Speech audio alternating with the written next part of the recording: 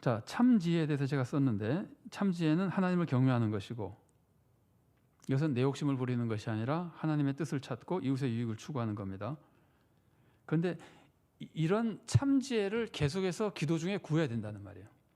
내 마음이 항상 참지혜를 구하는 마음을 가지고 있어서 기도할 때 하나님께서 이런 참지혜를 또 우리들에게 계속해서 주신다는 겁니다. 가르쳐 주시는 것도 기도가 필요하고 배운 말씀을 적용하는 것도 기도가 필요하고, 그래서 오늘 말씀은 지혜를 얻기 위해서는 기도하라는 걸 특별히 강조하고 있는 겁니다. 오늘 본문이 기도하라고 했다고 해서 우리가 거꾸로 기도만 하면 되는 건 물론 아니죠.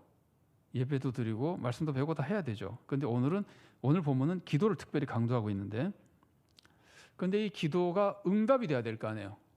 그래서 오늘 본문은 기도가 응답되는 지혜를 가르치는 겁니다. 아니면 기도가 응답되는 길을 가르치는 겁니다. 그러니까 순서가 이렇죠. 올바른 신앙생활을 하기 위해서 시련을 이겨내야 되고, 시련을 이겨내야 되기 위해서는 지혜가 필요하고, 지혜를 얻으려면 기도해야 되고, 근데 기도를 하려면 기도가 응답이 돼야 될 거 아니에요. 그러니까 기도가 응답되는 길을 가르치는 겁니다. 이게 뒷면에 나오는 겁니다. 4번입니다. 하나님께 기도할 때 하나님께 지혜를 달라고 기도하면 하나님께서 기분이 어떠실까요? 솔로몬이 지혜를 달라고 할 때 하나님이 어떠셨죠? 굉장히 기뻐하셨잖아요. 그러고 막 부어주셨잖아요. 달라고 하지 않을 까지 막 부으셨잖아요. 그러니까 우리가 하나님께 지혜를 구하는 것은 하나님 마음에 정말 드는 것이라고 생각하시면 됩니다. 지혜를 구하는 건 하나님 마음에 정말 하나님 좋아하시는 것이고 기쁘게 들어주시는 겁니다. 하나님은 원래 우리를 사랑하시기 때문에 기도에 응답을 해주십니다. 기도에 응답을 해주시는데 지혜를 구하는 기도는 하나님이 특별히 더 좋아하십니다. 그런데 이제 기도 응답을 받는 지혜 중에요, 여러분, 기도 응답을 받으려면 믿음으로 기도해야 되죠. 그런데 믿음으로 기도하려면 하나님이 내 기도를 들어주신다는 것을 알아야 돼요. 그래야 믿음으로 기도할 수 있죠. 그래서 말을 하다 보니까 말이 조금 복잡해지긴 했는데 사실은 간단한 내용인데 좀 복잡해졌습니다. 그래서 우리가 기도할 때 필요한 지혜 중에 하나는 뭐냐면은 하나님이 내 기도를 들어주신다는 진리예요. 그 진리를 아는 지혜가 필요해요. 그래서 쓰다 보니까 그렇게 썼는데 제가 반괄호 1번 아래 걸 읽어드리겠습니다. 하나님은 원래 우리를 사랑하시고 기도를 응답해 주십니다. 이 진리를 아는 것이 또 하나의 지혜입니다. 이게 우리가 믿음으로 기도할 수 있게 만드는 지혜거든요. 굉장히 중요한 지혜입니다. 우리의 믿음을 지켜주는 지혜입니다. 그러면 하나님이 우리의 기도를 들어주신다는 걸 우리가 알고 믿어야 되는데 어떻게 하면 믿을 수 있을까요? 오늘 지혜라는 말을 너무 많이 쓰긴 합니다만 지혜를 중심으로 쓰겠습니다. 하나님이 내 기도를 들어주신다는 진리를 아는 게 지혜입니다. 하나님이 내 기도를 들어주신다는 그 지혜를 얻으려면 무엇을 알아야 되느냐 하면은 하나님이 내 기도를 얼마나 잘 들어주시는지 하나님이 기도 들어주시는 모습을 알아야 되는 거예요. 그래서 오늘 본문이 사실 그걸 가르쳐주는 거예요. 하나님이 내 기도를 얼마나 잘 들어주시는지를 알려주시는 거예요. 그러면 그게 하나님이 내 기도를 들으신다는 믿음을 지켜주죠. 그래서 응답을 받게 되는 거거든요. 그러니까 기도 응답을 받는 지혜는 하나님이 내 기도를 얼마나 잘 들으시는가를 알아야 되는데 그걸 가르치는 말씀이 1장 5절입니다. 자, 제가 봉독해 드리겠습니다. 너희 중에 누구든지 지혜가 부족하거든 모든 사람에게 후히 주시고 꾸짖지 아니하시는 하나님께 구하라. 그리하면 주시리라. 그러니까 기도 응답에 대해서 알려주시는데 이 알려주시는 것 중에 내용을 가만히 보면은 모든 사람에게 네 가지입니다. 모든 사람에게 아닙니다. 모든 사람에게 세 가지 기록된 것만 보면 후히 주시고 꾸짖지 아니하시는 하나님. 기도 응답의 하나님의 모습입니다. 모든 사람에게 후히 주시고 꾸짖지 아니하시는 하나님. 자, 그래서 양괄호 1번 보겠습니다. 하나님은 모든 사람에게 주신다. 모든 사람이라고 하는 것은 사람을 제한하지 않는 거죠. 차별하지 않는 거죠. 이 말은 달리 말하면요, 인간의 조건을 따지지 않는다는 겁니다. 모든 사람, 누구나 준다는 겁니다. 요거는 세상의 모습과 많이 다르죠. 세상은 사람들을 차별하죠. 나에게 누가 돈을 달라 그러면은 그 사람이 누구냐에 따라 돈 주는 게 달라지죠. 주기도 하고 안 주기도 하고 많이 주기도 하고 적게 주기도 합니다. 사람은 다 조건에 따라서 달라집니다. 그런데 하나님의 특징은 인간의 조건을 안 따진다는 겁니다. 모든 사람이라는 표현이 그걸 가르칩니다. 그래서 세상은 일단 외모를 따집니다. 외모라고 하는 거는 그 얼굴 모양을 말하는 게 아니고 외적인 업적이라 그럴까? 그러니까 이제 학력이나 이력, 경력 이런 것들을 따집니다. 사람들은. 그다음에 또 사람들은 관계를 따집니다. 혈연 관계를 따지고 학연 같은 거, 지연 같은 걸 따집니다. 하나님은 이거 하나도 안 따진다는 거예요. 하나님은 그 사람의 학력이나 경력 안 따진다는 거예요. 혈연 안 따진다는 거예요. 외모로 안 따진다는 거는 직분도 안 따진다는 것이고 경력을 안 따진다고 하는 거는 업적을 안 따진다는 겁니다. 이 모든 사람이라는 표현이 우리들에게 가르쳐주는 메시지입니다. 하나님은 세례 받았는지 안 받았는지 기도할 때 따지실까요? 안 따지실까요? 세례 교인인가 아닌가? 하나님은 안 따지십니다. 모든 사람이니까 세례 안 받은 사람도 똑같이 포함되는 거잖아요. 신앙 경력, 우리 교회 10년 다녔는지 1년 다녔는지 따질까요? 안 따질까요? 기도 들으실 때 안 따집니다. 뭐 직분 맡길 때는 그 뭐랄까 훈련 받은 걸 따지실지 몰라도 기도 들으실 때는 안 따집니다. 직분도 안 따지십니다. 목사가 기도하든 세신자가 기도하든 그런 거 안 따지고 그 사람의 기도를 똑같이 들어줍니다. 모든 사람의 기도를 들으십니다. 그러면 하나님은 아무것도 안 보실까? 그건 아니죠. 하나님이 딱 한 가지만 보신다고 가르쳐줍니다. 그게 뭐죠? 믿음을 보시는 겁니다. 그래서 믿음을 보신다고 하는 것은 1차적으로는 믿는 마음이고 2차적으로는 믿음의 삶입니다. 왜냐하면 삶이 없으면 그 믿음이 죽은 믿음이기 때문에 그렇습니다. 믿음의 마음이 중요하긴 한데 삶으로 이루어지지 않으면 죽은 믿음이 되기 때문에 믿음을 보신다고 하는 것은 믿는 마음과 믿는 자다운 삶을 보는 겁니다.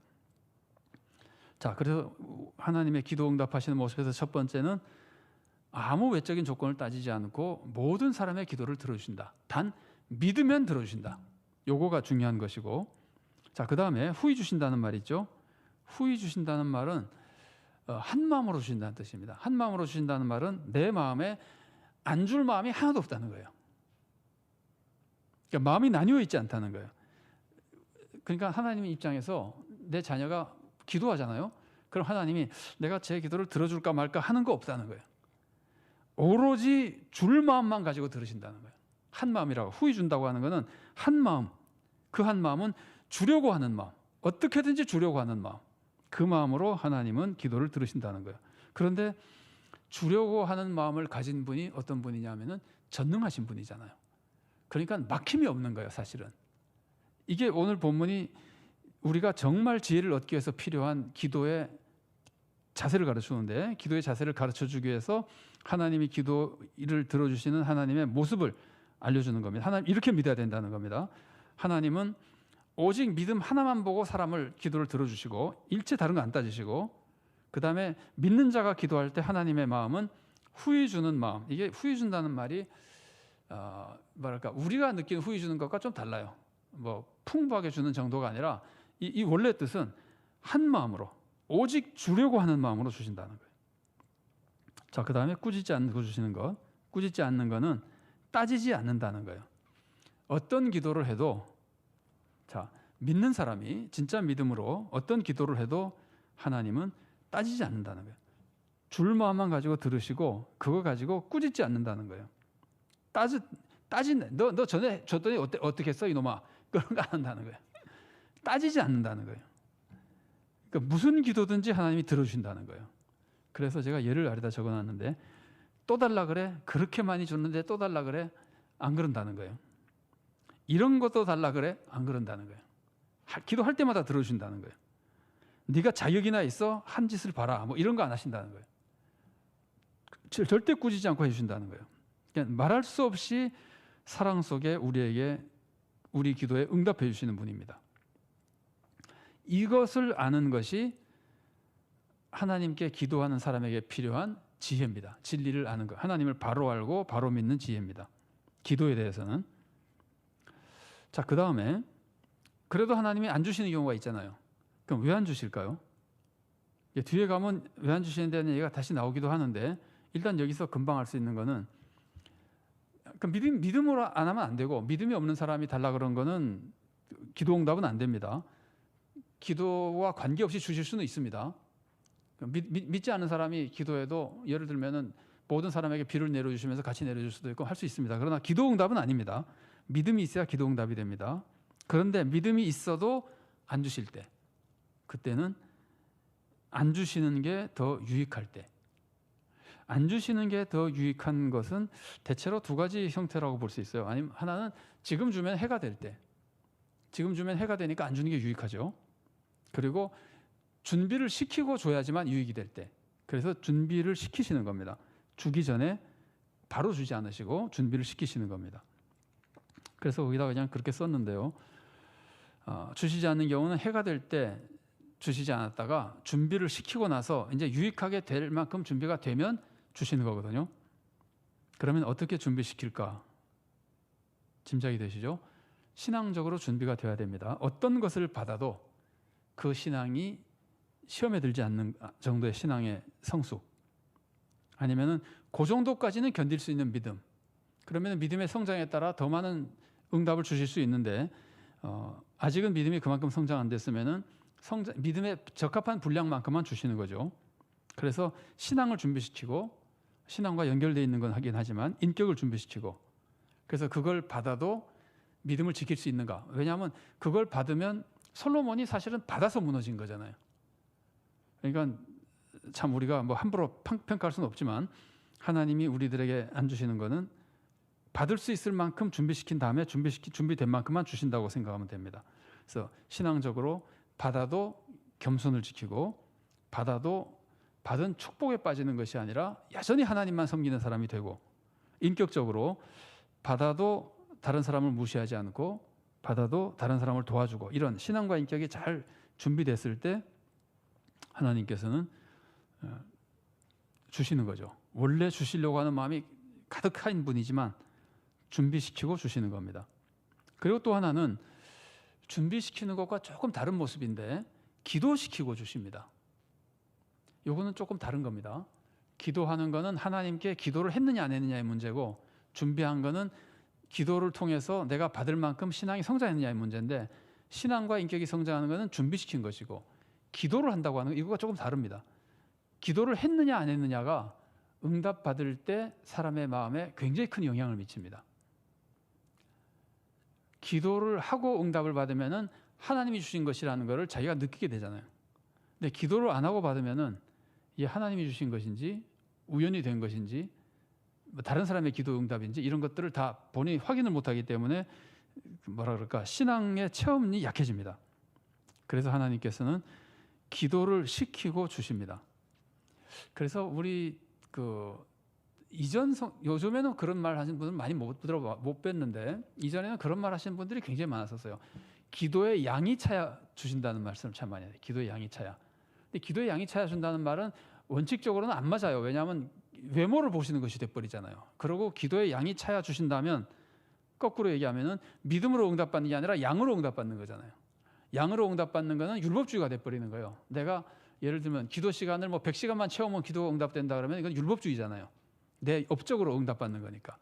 그래서 원리는 안 맞는데 그렇게 말씀하신 분들의 경험이나 이유는 우리가 이해할 수 있어요. 하나님은 기도하는 사람에게 응답하기를 좋아하신다, 기뻐하신다, 이런 것과 연결되어 있고 준비시키고 주신다는 것과 연결되어 있어요. 그러나 이게 잘못돼 가지고 율법주의적이 되면 절대로 안 됩니다. 인간의 공로가 되면 안 됩니다. 그래서 이제 기도를 시키시고 하나님께 주신다.